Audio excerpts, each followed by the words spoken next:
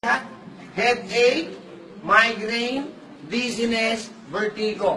Ano pagkakaiba-iba nila? Ang headache, pagsakit ng ulo. Ang migraine, pagkirot, higher level of pain. Ang dizziness, pagkahilo. Ang vertigo, pagkawala sa balanse. Isa lang ho ang pinagmula ng sakit na yan. Ano? Hindi ka nakaka 8 glasses of water na tubig na iniinom araw-araw. Period. Wala na akong ibang dahilan. Huwag na kayo maghanap. Yan lang. Bakit ito? Paliwanag natin scientifically. Ang katawan po ng tao, yan, tao po yan ha, tanggal natin ito, pasabi nyo muna. Pasabi nyo, lalaki lang.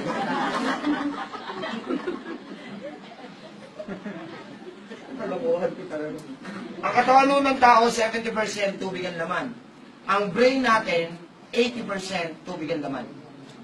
Every time na nagsasalita po tayo, bumababa po yan. Nagre-reproduce tayo sa live. Pag pinawisan, bababa. Pag umihi, bababa. Pag dumumi, bababa. At pag may bisyo ka, doble ang baba.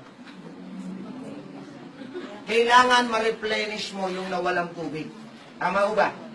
Para maibalik mo sa 70. Question.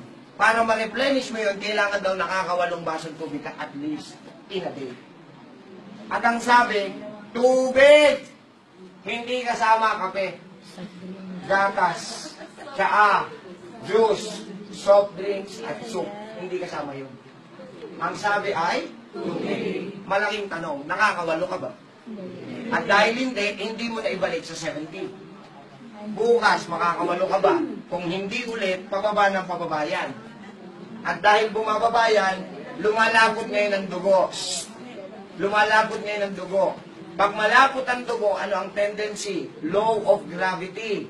Asan ba ang brain? Nasa itaas o nasa ibaba? Saan? Hindi nga. Dahil nasa itaas, malapot ang dugo, nahihirapan siyang isupply. Nahihirapan siyang paakyatin. Ako nyo, dahil malapot. At dahil kinakapos ng tamang supply ng dami ng dugo ang brain, magre-reklamo yung lalagyan ng brain. Ano ba yung lalagyan ng brain? Ulo. Ano yung reklamo niya? Sasakit siya, kikirot siya, mahihilo siya, o kaya mawawalan siya ng balanse. So ladies and gentlemen, itong 4 na sakit na to, hindi dapat iniinuman ng gamot. Ano ang solusyon? Mali. 8 basong tubig. Okay. Ladies and gentlemen, matahimik ko ako every time na may marinig ako magsasalita, ha? Ang tawag ko doon, respeto. Di ba no? Pag kami nagsasalita, makikinig ako. Yan nga ba ulit? Dali lang palagdarahin ko mga to. Nire-reverse ko lang kayo. Okay, ladies and gentlemen, ang kaisa-isang nilikha ng Panginoon na pwedeng i-alim ng tao ay tubig. Huwag din namang pilitang palitan. Matalino pa kayo sa lumikha eh. Tapos magtatanong kayo sa doktor, ba't kayo nagkakasakit? Eh, ito nga isang unang-unang napakasimpleng ibinili ng Panginoon na gawin mo sa katawan mo. Hindi mo magawa. Nagtataka pa kayo, ba't kayo nagkakasakit? Tapos pag nasisend mo na, parang ang babait nyo naman. Nanaintindihan niya yan? There's no such replacement for water. Ayun, alam niyo na, ba't kayo may sakit? Alam niyo na? Uwi na, sige. Maligo. Naintindihan niyo? Ganon ka-importante ang tubig. Huwag niyo namang palitan.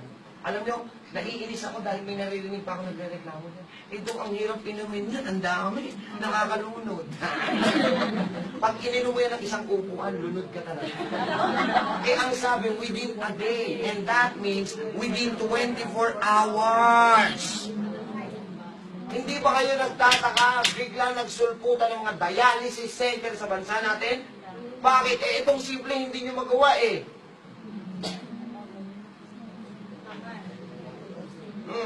Tingnan nyo ha, nagre-reklamo sa 8 basong tubig sa loob ng 24 oras. Pero Red Horse, nakaka3 kahon. 3 oras lang yun. Sige nga. Dahil ang tinatamaan. Hindi lalo na yun. May natutunan ba? Nakita niyo kung gano'ng importante yung tubig? Huwag niyo na itanong sa akin anong klaseng tubig. Wala ko i-endorse. Ang importante,